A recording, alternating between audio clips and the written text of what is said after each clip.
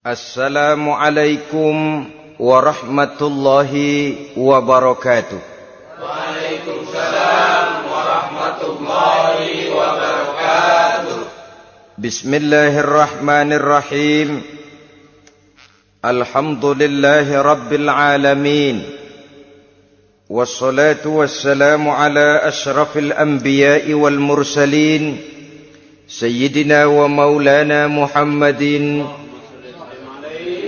wa ala alihi wa ashabihi al-mujahidin at-tahirin, amma ba'du. Saudara-saudara kaum muslimin seiman dan sekeyakinan yang berbahagia, pada suatu hari seketika sedang berkumpul dengan para sahabat, Rasulullah pernah memberikan peringatan. Beliau bersabda, yushiku an tada'a alaikumul umamu kama tada'al akalatu ala qas'atiha. Pada suatu saat nanti akan datang di tengah-tengah kamu, wahai umat Islam, di mana orang-orang lain di sekeliling kamu akan bersatu mengerubungi kamu seperti bersatunya orang-orang mengerubungi makanan di atas meja hidangan. Akan datang satu saat nanti di mana kondisimu dikepung sedemikian rupa, yang barat mau menerkam, yang timur mau menghantam, yang selatan mau menginjak-injak, yang utara pun akan menjelajah. Kondisimu seperti makanan di atas meja hidangan. Sebagian sahabat merasa heran dan terkejut, lalu mereka bertanya, amin qillati nahnu yawma izin ya Rasulullah? Apakah jumlah kami pada waktu itu sedikit ya Rasul? Kami sampai dikepung sedemikian rupa? Beliau menjawab, bal antum yawma izin katsir. Sama sekali tidak. Kamu tidak sedikit pada saat itu. Bahkan jumlahmu sangat banyak. Kamu adalah mayoritas. Walakinnakum ghusa'un ka ghusa'is sail. Tetapi keadaanmu saat itu persis seperti buih di lautan. Banyak tetapi centang perenang. Banyak tetapi tidak punya daya dan kekuatan. Banyak tapi dipermainkan gelombang lautan, dihempaskan ke tepian pantai tanpa punya makna dan arti. Kondisimu pada saat itu kuantitas yang tanpa kualitas, sehingga orang lain enak saja mengepung kamu. Akidahmu didangkalkan, dibanjiri dengan peradaban dan kebudayaan yang menjauhkan dari agama. Dari segi maksiat dan munkarat seluruhnya mengepung sampai kita melepaskan nilai-nilai Islam kita ini. Dan celakanya, sambung beliau, waliyanzi'anna fi qulubi aduwikumul mahabata minkum. Akan dicabut kehebatanmu di mata musuh-musuhmu, sehingga pada saat seperti itu orang lain memandangmu umat Islam enteng saja, remeh saja, tidak ada apa-apanya. Sudahlah, pokoknya umat Islam sikat saja. Umat Islam enteng, umat Islam kecil, umat Islam tidak ada apa-apanya. Alangkah ironinya, alangkah menyedihkannya, memilukan dan sekaligus memalukan. Umat yang mayoritas ini dipermainkan oleh yang minoritas. Umat yang jumlahnya terbesar, terbanyak, bahkan konon menurut catatan sampai 90%, tapi dipermainkan oleh mereka kelompok-kelompok kecil ini. Waliyakzifanna fi qulubikumul wahn. Pada saat itu di hatimu dicampakkanlah penyakit wahan. Sahabat kemudian bertanya, wa mal wahnu ya Rasulullah? Apakah penyakit wahan itu ya Rasul? Beliau menjawab, hubbud dunya wa karahiyatul maut. Penyakit wahan itu tidak lain hubbud dunya wa karahiyatul maut. Terlalu cinta kepada dunia dan terlalu takut kepada mati. materialistis, dan takut resiko. Dua penyakit inilah yang menyebabkan walaupun umat ini mayoritas, tapi dipermainkan oleh yang minoritas. Walaupun dia golongan terbesar, tapi nasibnya seperti makanan di atas meja makan. Dari segala macam penjuru mau menghantam dia. Saudara-saudara kaum muslimin yang berbahagia, ini merupakan analisa sosial bahwa pada satu saat nanti akan terjadi di tengah-tengah umat di mana kita dihantam dan diserbu dari segala macam penjuru. Akidah didangkalkan, peradaban dan kebudayaan dirusak, makanan dan minuman diracuni, pakaian ditelanjangi dan lain sebagainya, sampai kita melepaskan nilai Islam yang kita cintai ini. Kondisi sosial ini satu saat akan datang kepada kita. Demikian analisa dan peringatan dari Rasulullah sallallahu alaihi wasallam. Marilah sekarang kita melihat, adalah benar bahwa di zaman sekarang kita insya Allah tidak akan mengalami perang Badar sehebat yang pernah dialami oleh Rasul dan para sahabatnya. Tetapi sesungguhnya perang yang kita hadapi di zaman sekarang ini tidak kalah hebatnya dengan perang Badar, tidak kurang dahsyatnya dengan perang Uhud, tidak kurang ngerinya dari perang Khandaq. Hanya saja yang kita hadapi sekarang ini bukan ujung pedang, bukan ujung tombak, bukan ujung panah. Yang kita hadapi sekarang ini adalah perang akidah, perang ideologi, perang mempertahankan keyakinan. Yang kalau kita kalah sekarang, kita memang masih beragama. Tetapi anak kita, cucu kita, generasi yang akan hidup 5, 10, 20, 30 tahun yang akan datang, wallahu a'lam bissawab. Islam, saudara-saudaraku, tidak mungkin hilang dari dunia.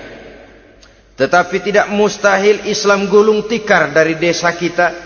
Tidak mustahil Islam gulung tikar dari kampung dan kota kita, jikalau kita tidak menjaganya, jikalau kita tidak memeliharanya, bahkan jikalau kita tidak mewariskannya kepada anak-anak kita, generasi yang akan datang. Marilah kita mengingat sejenak bagaimana Islam di Spanyol yang pernah jaya, pernah mewarnai daratan Eropa, dan yang sekarang hanya sekedar tinggal ceritanya saja. Ini pernah diperingatkan oleh Rasul dalam satu hadis, sayati ala ummati zamanun la yabqal Islam illa ismun wala minal Quran illa rasmun. Akan datang satu masa di tengah umatku di mana pada masa itu Islam ada tapi hanya tinggal sekedar namanya saja, dan Quran pun ada tapi cuma sekedar tinggal tulisannya saja. Apabila kita tidak mewariskan ini kepada generasi yang akan datang, maka serbuan-serbuan dari berbagai macam penjuru dari hari ke hari semakin kita rasakan kehebatannya. Tidak mustahil sejarah Spanyol akan terjadi di desa kita, akan terjadi di kampung kita, akan terjadi di kota kita. Orang Spanyol kalau mereka cerita kepada anaknya, mereka akan cerita, "Nak, di sini dulu ada masjid." Kapan, Pak? Dulu bener dah. Banyak orang Islam kalau hari Jumat pada sembahyang, kapan itu, Pak? Dulu sekali. Sekarang cuma sekedar tinggal ceritanya saja. Bukankah sesuatu yang sangat tidak mustahil apabila kita tidak menjaga dan mewariskan Islam ini kepada generasi yang akan datang? Maka serbuan-serbuan akan membawakan hasil yang diinginkan oleh para penyerbu itu tadi. Kita sudah menjadi umat yang mayoritas, tetapi umat yang mayoritas ini menurut Rasul dikepung sedemikian rupa, akidahnya didangkalkan, peradaban dan kebudayaannya ditekan sedemikian rupa, kehidupan sosialnya dibuat individualis, Kemudian dari segi pergaulan, pakaian, makanan, minuman dan sebagainya diracuni sampai dia tidak lagi berpegang teguh kepada agamanya. Dan dikala itu hilang kehebatan umat ini di mata musuh-musuhnya. Orang lain memandang kita ringan saja, enteng saja, satu umat yang sudah kehilangan wibawa. Padahal konon kabarnya kita mayoritas, tapi enak saja dikutak-kutik orang lain. Dan dikala itu di hati kita merajalela penyakit uahan. Penyakit uahan itu apa? Pertama, hubbud dunia, terlalu cinta kepada dunia. Terlalu cinta kepada dunia yang menyebabkan kita lupa. Lupa akan tanggung jawab dan kewajiban. Lupa meneruskan dan mewariskan Islam kepada generasi yang akan datang. Kita berlomba hanya untuk mengejar dunia dan seluruh isinya. Baik dia bernama material, baik dia bernama seksual, baik dia bernama pangkat, jabatan dan kedudukan, berlomba-lomba kita di dalamnya. Sampai tercampaklah penyakit hubbud dunia di dalam hati ini. Berurat dan berakar dunia itu, sulit dan berat kita berpisah daripadanya. Akibatnya kemauan untuk berbuat demi dan atas nama agama sangat sulit terwujud di dalam kehidupan ini. Yang kedua, karahiyatul maut, terlalu takut kepada mati. Baik mati ajal, mati dalam artian yang sebenarnya, baik mati usahanya, baik mati karirnya, baik mati pangkat dan jabatannya. Sehingga dengan demikian akibatnya jatuhlah kita menjadi umat yang kehilangan wibawa di mata orang lain. Saudara-saudara kaum muslimin rahimakumullah, saya katakan tadi, perang yang kita hadapi di zaman sekarang adalah perang akidah. Perang menghadapi peradaban dan kebudayaan yang menghancurkan moral daripada anak-anak kita. Perang menghadapi banjirnya maksiat dan munkarat. Yang di tengah-tengah itu, di samping berkewajiban menjaga diri dan keluarga, kita pun juga berkewajiban menjaga anak-anak kita, generasi yang akan datang. Mengarahkan dan mendidik mereka sesuai dengan yang dikehendaki oleh Allah Subhanahu wa ta'ala. Oleh sebab itu, pada pertemuan kali ini yang akan saya bicarakan ialah bagaimana idealnya seorang muslim lebih dahulu memberikan pendidikan kepada anak-anaknya. Di tengah satu situasi dan kondisi di mana serbuan datang silih berganti melanda dan menghantam umat Islam, kemana anak-anak kita ini harus kita arahkan? Karena kita orang tua mempunyai tanggung jawab. Anak adalah amanah. Menyia-nyiakan amanah adalah dosa. Dan dosa itu merupakan satu dosa yang besar. Bahkan orang tua bisa saja masuk neraka kalau tidak bertanggung jawab tentang anak-anaknya. Satu riwayat menjelaskan, ada orang soleh, ngajinya cukup, solatnya cukup, puasanya cukup, zakatnya cukup, di mana ada majelis taklim hadir, baca Quran hobi, fitnah orang tidak pernah. Di akhirat setelah disidang dia ternyata lebih banyak kebaikannya daripada kejahatannya, maka dia pun diperintahkan dan dipersilahkan masuk ke dalam surga. Giliran anaknya disidang, biang okem nih anak. Ditanya, siapa Tuhanmu? Tidak tahu. Siapa nabimu? Ente nyaho. Apa kitabmu? Ora gelem. Kamu pernah sholat? Tidak. Zakat? Tidak. Puasa? Tidak. Judi? Hobi. Zina? Tiap malam. Mabuk? Berat. Wah, brengsek kamu. Kebaikan tidak ada barang sedikit pun, sementara kesalahan dan dosa berlipat ganda. Kamu neraka. Anak ini protes. Benar, saya tidak kenal siapa Tuhan saya. Saya tidak tahu siapa nabi saya. Saya tidak tahu kitab suci dan kiblat saya. Saya tidak sholat, tidak zakat, tidak puasa. Tiap malam saya judi, saya zina, saya mabuk. Tapi saya kerjakan semua itu karena saya tidak tahu dan orang tua saya tidak pernah memberitahu saya. Dia enak-enakan hadir di majelis taklim, saya nyekek botol, didiemin saja. Dia enak-enakan baca Quran, saya zina, didiamkan saja. Saya bukan tidak mau, orang tua saya sama sekali tidak pernah mendidik saya. Dia mau benar sendiri. Maka kalau sekarang saya harus masuk ke dalam neraka, saya menuntut agar orang tua saya ikut sama-sama bergabung dengan saya ke dalam neraka. Gara-gara dia tuh saya jadi begini. Orang tuamu yang mana? Tuh, yang barusan mau ke surga. Ini orang tua yang sudah mau berangkat ke surga dipanggil. Sebentar dulu mas. Ini benar anak kamu? Iya pak. Waktu di dunia kamu tidak pernah ajarin dia ngaji? Sampai dia tidak kenal Tuhannya, tidak kenal nabinya, tidak kenal kiblat dan kitab sucinya? Iya pak. Dia tidak sholat, kamu diamkan saja. Dia tidak puasa, tidak zakat, kamu bersikap masa bodoh. Bahkan dia judi, dia zina, dia mabuk, kamu pun berdiam diri saja. Iya pak. Tahukah kamu bahwa anak ini adalah amanah? Menyia-nyiakan amanah artinya khianat, dan khianat adalah dosa yang sangat besar. Kamu tidak bertanggung jawab, maka kamu, anakmu gabung ke dalam neraka. Saudara-saudara kaum muslimin rahimakumullah, itu sebabnya Allah pesan benar-benar, ya ayyuhalladzina amanu qu anfusakum wa ahlikum nara.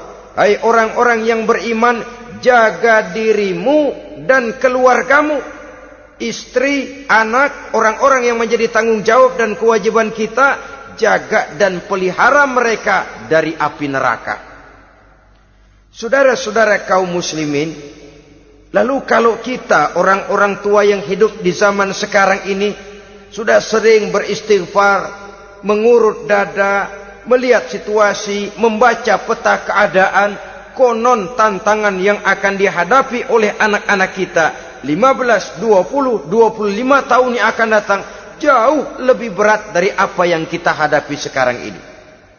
Maka adalah wajar jika kita sebagai orang tua yang cinta kepada agama, cinta kepada anak-anak kita, berpikir untuk mewariskan nilai-nilai yang luhur ini kepada anak-anak kita generasi yang akan datang. Bagaimana pada mulanya kita harus mendidik mereka? Mari kita telusuri apa yang dicontohkan oleh Al-Quranul Karim. Orang-orang tua bijaksana yang diceritakan dalam Al-Quran, kalau sudah berpikir tentang anak-anaknya generasi yang akan datang, pendidikan pertama yang diberikan kepada anaknya ternyata adalah persoalan akidah.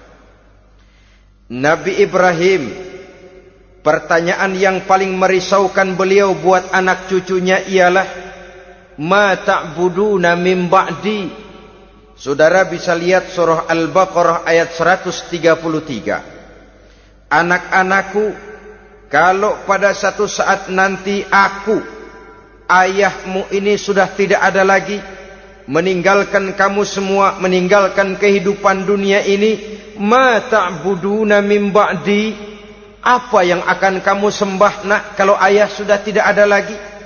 Jikalau ayahmu sekarang masih rajin ke masjid, melakukan rukuk dan sujud, i'tikaf dan membaca Quran, kalau satu saat ayahmu meninggalkan dunia ini, masihkah engkau mau ke dalam masjid? Masihkah engkau rukuk dan sujud? Masihkah engkau i'tikaf? Ma ta'buduna min ba'di, apa yang akan kamu sembah kalau aku ayahmu tidak ada lagi nak? Ditanamkan bukan hanya keyakinan bertauhid, sekaligus juga menyembah kepada Allah yang kita yakinkan dengan tauhid itu tadi. Bukankah berbeda dengan kita kebanyakan orang tua sekarang? Kita tidak pernah berpikir ma ta'buduna min ba'di. Kalau bapak tidak ada, kamu nyembah apa nak? Kita orang tua sekarang pagi-pagi malah berpikir ma ta'kuluna min ba'di. Kalau bapak enggak ada, kamu nanti makan apa nak? Bukan nyembah apa yang kita pertanyakan, bukan nyembah apa yang kita khawatirkan, makan apa nak? Maka yang dicari lalu sekolah-sekolah yang bonafit, yang tidak peduli apakah itu merusak imannya, mematikan akidahnya, menghancurkan keyakinannya. Yang penting ada jaminan hari depan bisa dapat lapangan kerja. Akibatnya berduyun-duyun orang-orang tua muslim menyekolahkan anaknya di sekolah-sekolah yang bukan Islam, yang nyata-nyata membahayakan akidahnya. Dididik dengan kultur dan budaya yang bertentangan dengan nilai-nilai agamanya. Bukankah ini berarti merelakan anak untuk dikafirkan? Bukankah ini artinya menyerahkan anak untuk ditulis menurut selera para pendidik yang tidak sesuai dengan nilai akidah yang dimilikinya? Mengapa kita tidak berpikir seperti Nabi Ibrahim, yang sebelum memberikan pendidikan kecerdasan, sebelum pendidikan matematika, IPS, PSPB dan disiplin ilmu lainnya, yang pertama ditanamkan ma ta'buduna min ba'di. Kalau ayahmu tidak ada, kamu menyembah apa nak? Menyembah Allah apa nanti malah menyembah harta? Menyembah Allah apa nanti malah mendewa-dewakan pangkat dan jabatan? Menyembah Allah apa malah nanti menyembah alam? Itu yang dikhawatirkan Nabi Ibrahim kepada generasi yang akan datang. Dan itu saudara-saudara yang seharusnya mengkhawatirkan kita kepada anak-anak kita, generasi yang akan datang. Lihatlah serbuan akidah di zaman sekarang ini. Dimanfaatkan kemiskinan kita umat Islam. Diberikan kita tawaran berupa beras, pakaian, obat-obatan, kalau perlu beasiswa, asal bisa melepaskan keislaman kita ini. Bertahap, sedikit demi sedikit, step by step. Shibran bi shibrin wa zira'an bi zira'in. Dan harus saya ingatkan, orang di zaman sekarang tidak mungkin menghantam Islam secara frontal. Tidak mungkin menghantam Islam terang-terangan, apalagi mengerahkan satuan militer. Tidak. Orang berhitung bagaimanapun kondisi dan kualitasnya umat Islam, mereka masih punya satu modal penting, fanatisme agama. Kalau ini disulut, api jihad segera berkobar, dan hanya maut yang bisa menghentikan orang yang dibakar dengan semangat jihad. Orang tahu itu. Betapa Uni Soviet kedodoran menghadapi mujahidin Afghanistan yang disulut oleh semangat jihad yang berkobar dengan persenjataan yang primitif ketimbang persenjataan Uni Soviet. Entah mereka pantang surut mundur ke belakang. Jadi jangan mimpi bahwa orang mau menghantam Islam ini dengan melarang pengajian, meruntuhkan masjid, menyegel pondok pesantren. Tidak. Melarang orang sholat, tidak. Kalau perlu masjid diperbanyak, musola diperbesar. Tapi bikin itu masjid seperti museum. Besar, megah, mercusuar, tapi bikin seperti museum. Tempat orang kagum, tempat orang memuji, tapi sunyi dari nilai-nilai ibadah. Saudara-saudara kaum muslimin, untuk sampai kepada penghantaman akidah, jalan yang paling mudah dirintis sekarang ini secara bertahap dan sistematis, memisahkan umat Islam dari Islamnya. Biarkan mereka bernama Muslim. Biarkan di atas kartu penduduknya tertulis agama Islam. Tapi tanamkan budaya-budaya yang menyebabkan cara bergaul mereka, cara berumah tangga mereka, cara bertetangga mereka, sampai kepada cara mereka berpakaian, cara mereka bergaul, cara mereka makan dan minum, cara mereka mendidik dan menyekolahkan anak sama sekali tidak lagi mencerminkan nilai-nilai yang islami. Itu sudah satu usaha yang paling praktis, memisahkan umat Islam dengan Islamnya.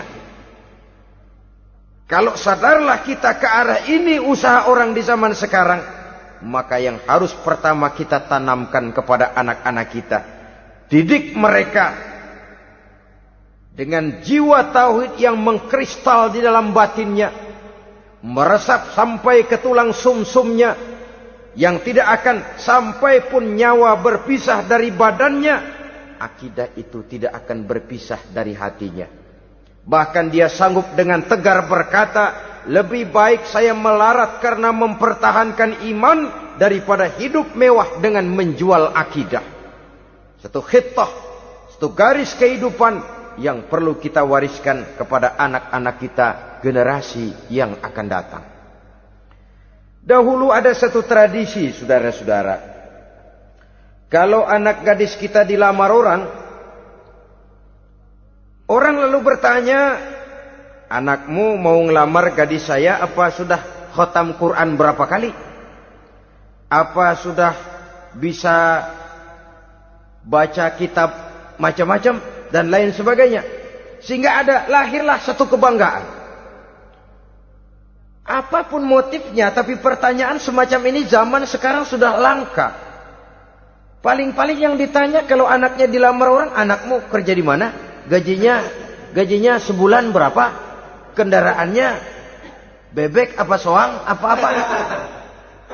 Itu yang kita pertanyakan, berkisar di seputar materi, kerja, job, status sosial, dan lain sebagainya. Perkara bisa baca Quran atau tidak, nomor 18.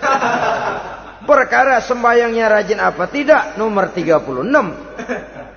Saudara hadirin, akibatnya terjadi pergeseran nilai. Maka mendidik anak menurut tuntunan Quran adalah seperti yang diberikan contoh oleh Luqmanul Hakim, yang diceritakan dalam surah Luqman mulai ayat 11 dan selanjutnya. Apa pendidikan pertama yang harus kita berikan kepada anak? Pertama, ya bunayya la tusyrik billah. Wahai anakku, jangan sekali-kali engkau menyekutukan Allah. Nak, jaga tauhid, pelihara iman, mantapkan akidah. Ini dasar yang pertama. Belum lagi anak mengenal berbagai macam disiplin ilmu, yang pertama ditanamkan tauhid. Ini yang mendasari kehidupan. Ini yang akan menjadi mewarnai dan menjadi warna dari kepribadian seseorang. Sentuhan jiwa tauhid di dalam diri si anak. Belum lagi sempat dia kenal yang lain. Yang pertama yang kita tanamkan, kita wariskan, kita berikan, la tusyrik billah. Jangan sekali-kali menyekutukan Allah. Nah, kalau ini sudah tertanam, ini sudah merupakan satu fondasi yang kuat. Selebihnya nanti tinggal melihat bakat si anak, kemana dia harus dididik ini. Yang terpenting nilai iman lebih dahulu tanamkan. Dan untuk menghancurkan nilai keimanan, saudara-saudara, saya katakan, ingatkan kepada hadis di awal tadi, dikepung kita dari berbagai macam penjuru agar bila bisa melepaskan nilai-nilai iman dan keyakinan. Proses pendangkalan akidah, ditanamkan keraguan kepada agama, ditanamkan rasa malu beragama, sholat malu, baca Quran malu, berangkat ke masjid malu, pakai jilbab malu. Ditanamkan rasa malu beragama, sehingga bertahap sedikit demi sedikit kita mulai berpisah dengan kehidupan beragama. Ditanamkan hal yang sedemikian rupa dari berbagai macam penjuru. Dihantam akidah, akidah kuat, dihantam dari segi peradaban dan kebudayaan. Diperbanyaklah peradaban dan kebudayaan yang bukan mendekatkan kita dengan agama, malah mendekatkan kita dengan neraka. Menjauhkan kita dari agama, menjauhkan kita dari nilai-nilai luhur yang diwariskan oleh orang-orang tua kita terdahulu. Adalah kewajiban kita yang pertama mendidik anak, menanamkan roh, jiwa dan semangat tauhid di dalam diri mereka. Saudara-saudara kaum muslimin rahimakumullah. Kenapa kita lebih dahulukan menanamkan jiwa, roh dan semangat tauhid ini kepada anak-anak kita? Pertama, kita tidak hanya ingin sekedar mempunyai anak yang pintar, tetapi lebih daripada itu kita pun ingin mempunyai anak yang benar.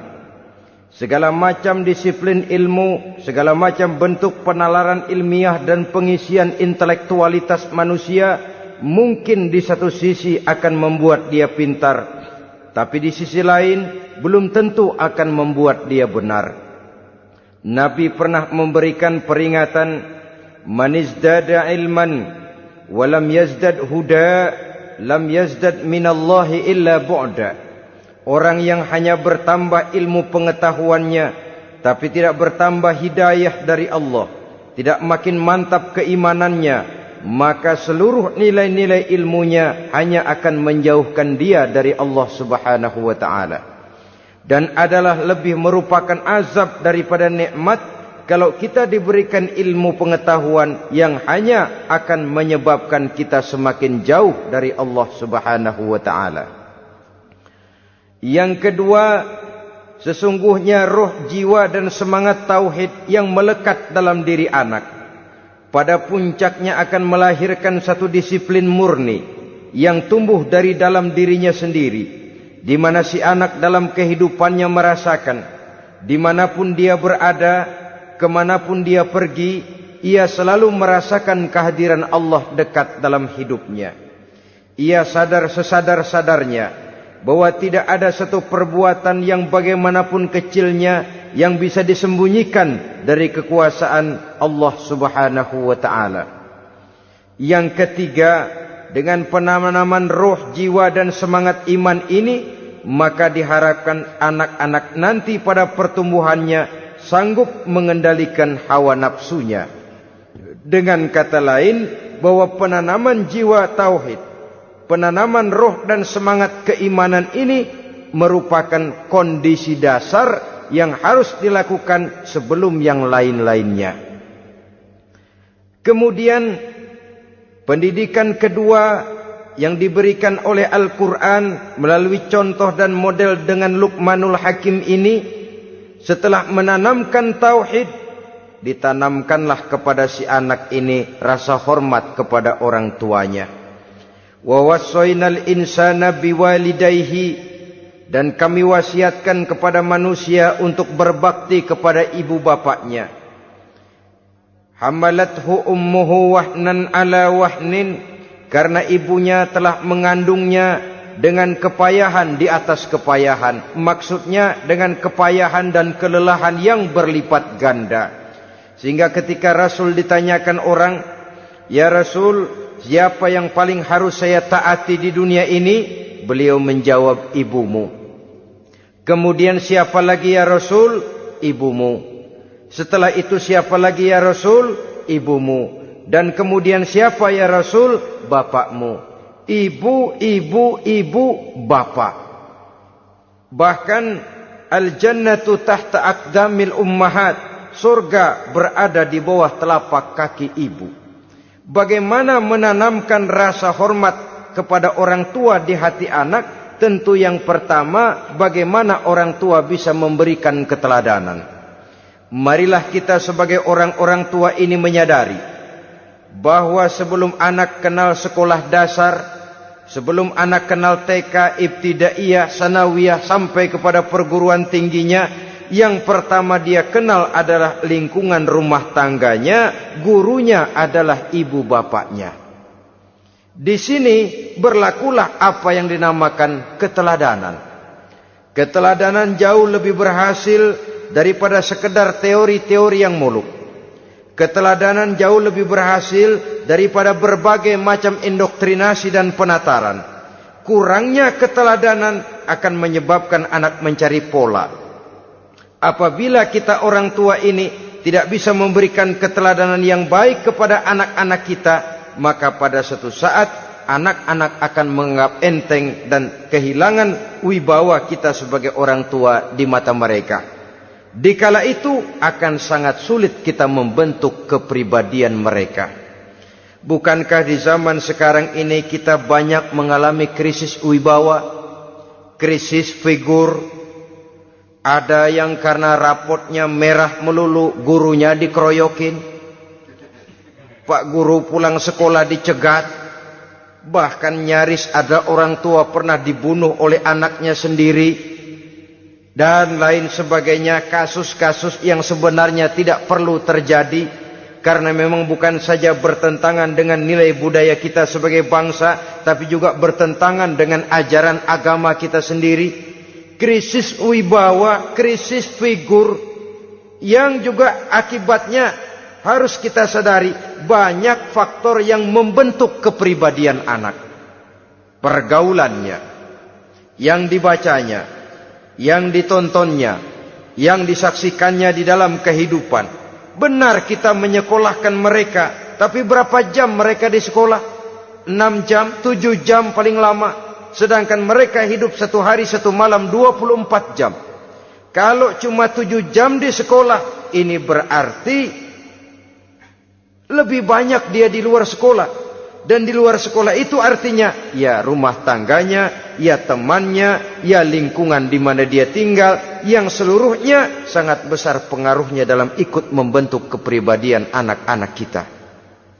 Saya katakan tadi, di samping kita menghadapi perang akidah, kita pun berhadapan di dalam perang menghadapi peradaban dan kebudayaan yang bukan saja menjauhkan kita dari agama, tetapi sanggup menghancurkan moral daripada anak-anak kita.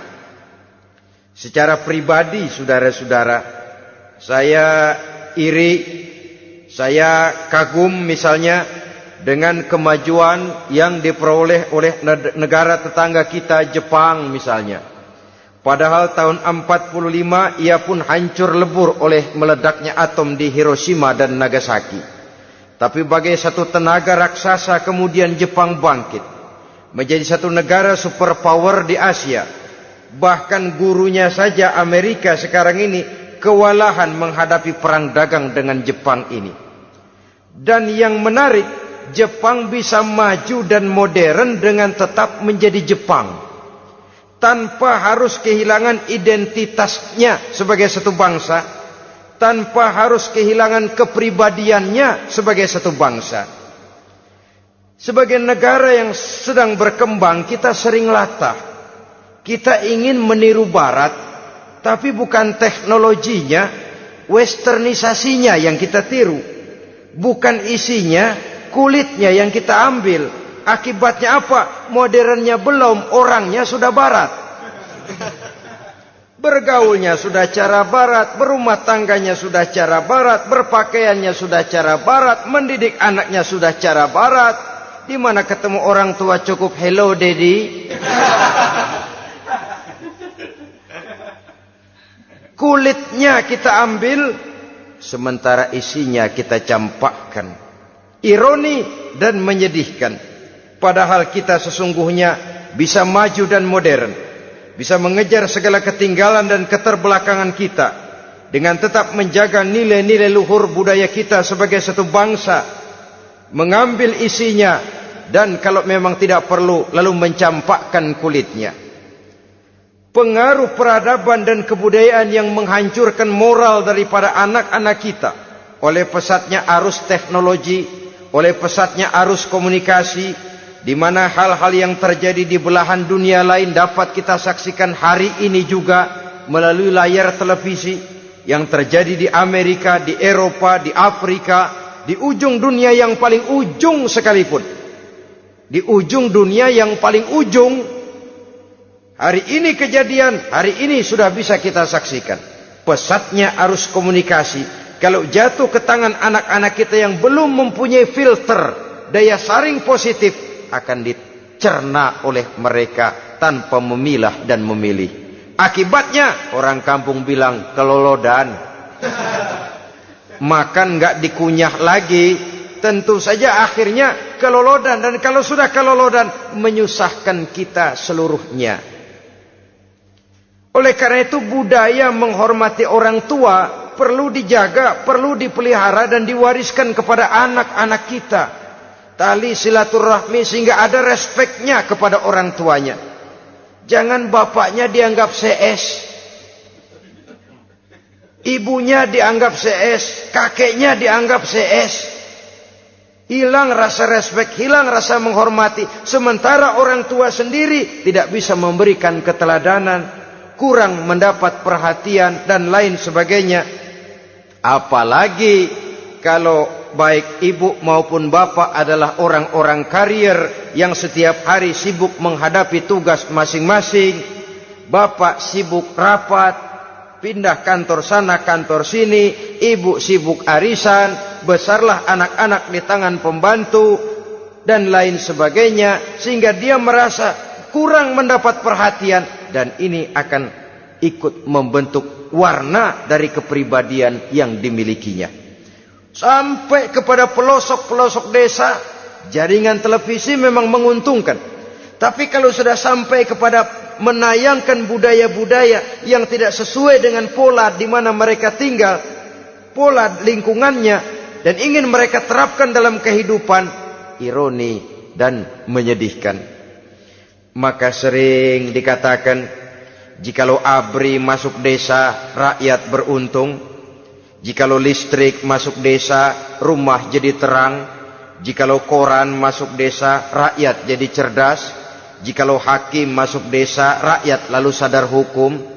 Tapi jikalau maksiat dan munkarat masuk desa, minuman keras masuk desa, judi masuk desa, pelacuran masuk desa, rakyat tentu kiamat. Dan kita harus punya budaya untuk memilah dan memilih, mempunyai filter untuk jadi daya saring positif. Oleh karena itu saudara-saudara, tahap kedua setelah menanamkan jiwa tauhid kepada anak, tanamkan rasa hormat kepada orang tuanya. Orang tua itu ibu bapaknya, orang tua itu guru-gurunya yang mengajarkan dia, atau yang dianggap tua yang lebih senior dari dia. Karena tidak ada satu peradaban yang berdiri sendiri. Bagaimanapun maju dan modernnya kita sekarang, tentu merupakan mata rantai yang berkaitan dari generasi terdahulu. Ini yang kedua. Setelah tauhid, berbakti kepada ibu dan bapak.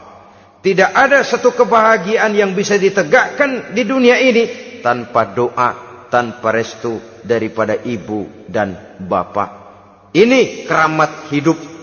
Doanya dikabul Allah dan kutuknya juga dikabul oleh Allah Subhanahu wa ta'ala. Jadi mendidik anak setelah menanamkan jiwa tauhid, menanamkan rasa hormat dan taat berbakti kepada ibu bapaknya. Itu yang kedua. Kemudian yang ketiga, melalui model Luqman, Quran mendorong kita untuk mendidik anak, menanamkan etika otonom. Apa itu? Ya bunayya, innaha intaku mithqala habbatin min khardalin, fatakun fi sakhratin aw fis samawati aw fil ardi, ya'ti biha Allah. Wahai anakku, sesungguhnya kalau ada satu kebaikan yang kamu kerjakan, kecil, tidak nampak oleh pandangan mata yang zahir, yang kecil itu tersembunyi di puncak langit, di dasar bumi yang paling dalam, atau di tengah batu hitam sekalipun, Allah pasti mengetahuinya dan pasti akan memberikan balasan yang seadil-adilnya. Pendidikan apa ini? Pendidikan moral, menanamkan etika otonom. Nah, kau berbuat baik jangan karena dilihat orang. Kau tidak mau melakukan kejahatan jangan cuma karena ada polisi. Kalau ada polisi kau tidak mau jahat, kucing juga begitu. Coba lihat kucing, taruh ikan asin di piring kaleng, tongkrongin. Aduh, kucing kalem, sopan, tenang. Sedikit kita lengah, habis ikan digarap. Tapi ditanamkan satu kesadaran, kemanapun kau pergi, nak, apapun yang kau kerjakan, tersembunyi di tengah batu, di dasar bumi, di puncak langit, Allah pasti tahu. Dalam bahasa yang ringan, nak, kita ini diawasi oleh 2 hiperkomputer yang maha sensitif, produksi langit, mereknya Rokib dan Atid. Itu komputer yang sangat peka dan sensitif. Jangankan kita berbuat, kita berniat baik saja, komputer sudah nyatet sendiri. Inilah yang orang sekarang namakan waskat, pengawasan malaikat. Kalau hidup sudah merasa diawasi oleh malaikat, waskat berhasil. Tapi kalau waskat sudah diawasi malah nekat, itu yang gagal. Atau yang diawasi dan yang mengawasi sama-sama sepakat, itu juga bisa cincai. Saudara-saudara kaum muslimin rahimakumullah. Waskat dalam pengertian kita muslim, bagaimana hidup ini merasakan diawasi oleh malaikat. Intelektualitas yang tinggi sekalipun, IQ yang nilainya plus sekalipun, disiplin ilmu yang bagaimanapun banyak yang memenuhi benak kita, tanpa diiringi oleh etika otonom, orang sering mencari celah dan kesempatan. Mencari celah dan kesempatan. Tapi kalau sudah merasa, kemanapun saya pergi, dimanapun saya berada, kebaikan bagaimanapun sekecilnya saya lakukan, toh Allah pasti akan memberikan balasan. In khairan fa khairun, wa in syarran fa syarrun. Jikalau baik, baik balasan yang kita terima. Jikalau jahat, jahat kejahatan yang kita terima. Kalau sudah ke arah ini kita berpikir, maka sesungguhnya kalau kita berbuat baik kepada orang lain, hakikatnya kita sudah berbuat baik kepada diri kita sendiri. Lalu tidak ada merasa rugi berbuat baik kepada orang. Karena manakala dia melakukan kebaikan kepada orang lain, artinya dia sudah berbuat baik untuk dirinya sendiri. Jadi setelah tauhid, kemudian berbakti kepada ibu bapak, yang ketiga baru pendidikan tentang akhlak, tentang moral. Pola ini yang sering terlupakan oleh kita, bahwa bagi kita itu pendidikan tidak lain upaya mencerdaskan otak anak.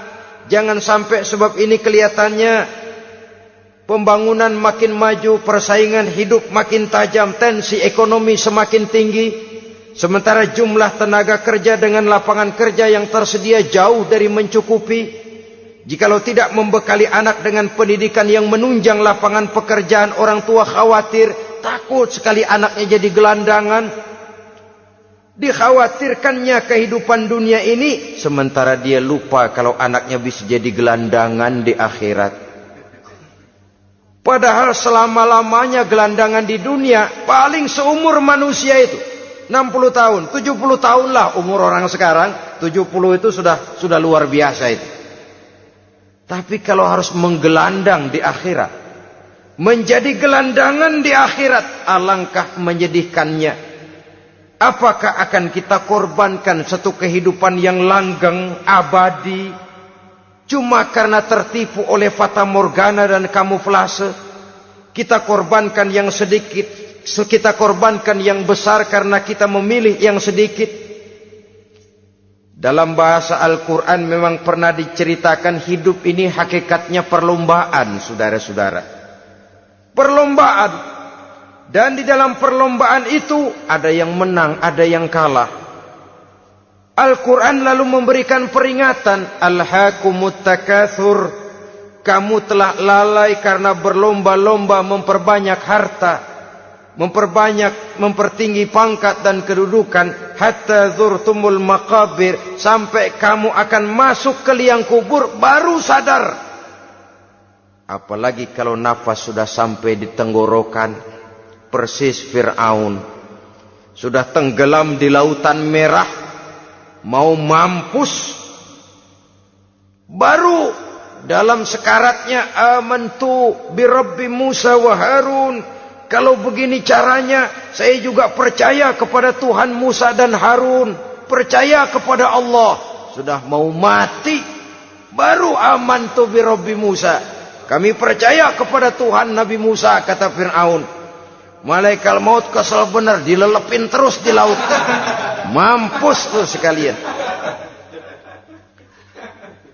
Hidup ini memang kita berlomba.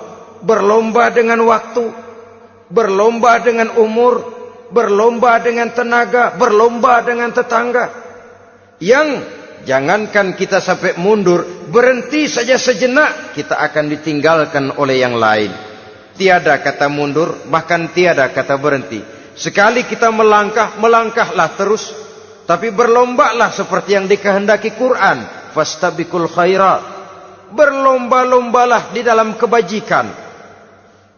Jangan berlomba-lomba di dalam kemaksiatan, kemunkaran, kejahatan. Berlombalah dalam urusan kebaikan. Saudara-saudara kaum muslimin rahimakumullah.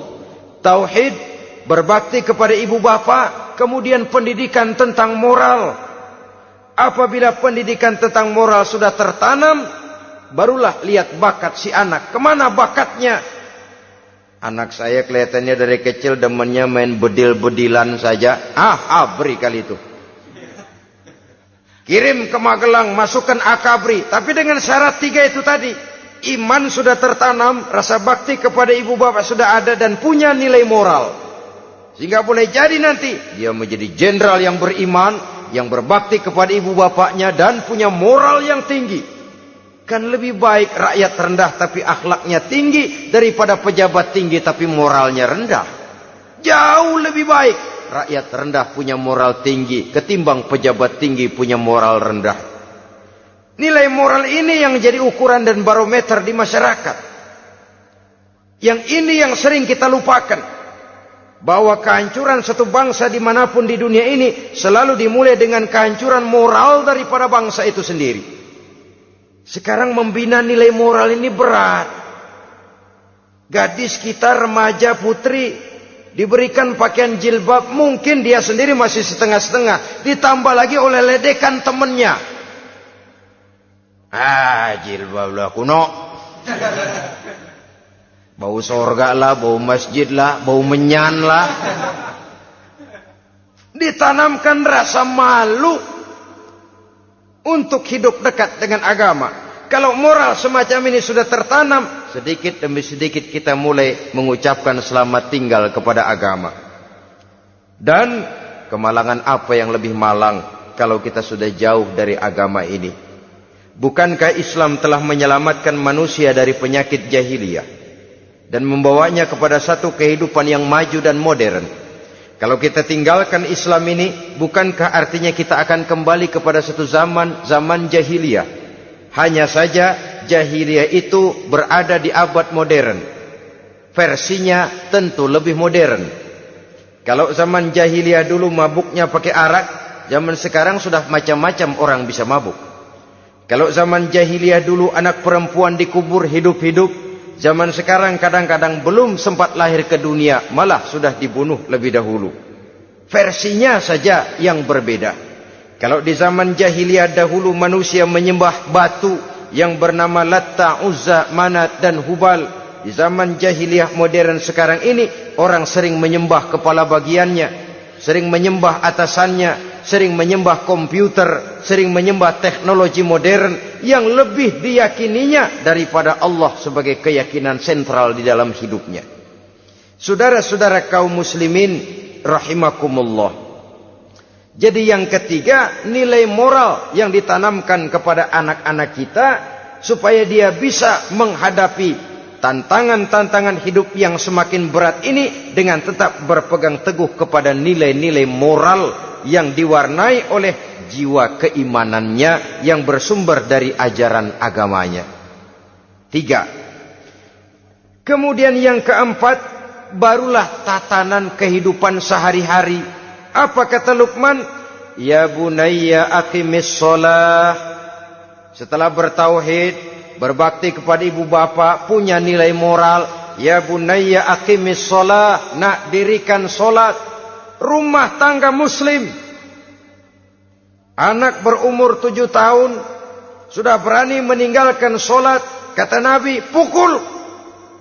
Bukan untuk menyakiti, untuk mendidik. Karena sayang kepada anak. Saudara-saudara, kita khawatir betul kepada anak. Kalau dia pulang dari sekolah, buru-buru kita sebagai orang tua bertanya, sudah makan nak? Sudah istirahat nak? Tapi jarang kita sebagai orang tua melontarkan, sudah sholat nak? Bahkan kita bisa memberikan sugesti kepada anak. Nah, kalau kau naik kelas 1 sampai naik ke kelas 2, bapak beliin sepeda. Tamat SD nak, motor. Tamat SMP nak, ke Bali kita. Tamat SMA nak, Singapura. Saudara-saudara, tapi kalau untuk urusan sholat misalnya, kita tidak pernah memberikan sugesti kepada anak-anak kita. Nah, kalau kau hafal Fatihah lengkap dengan artinya, bapak beliin sepatu. Nah, kalau kau bisa sholat dengan baik, cukup syarat rukunnya, bapak beliin sepeda.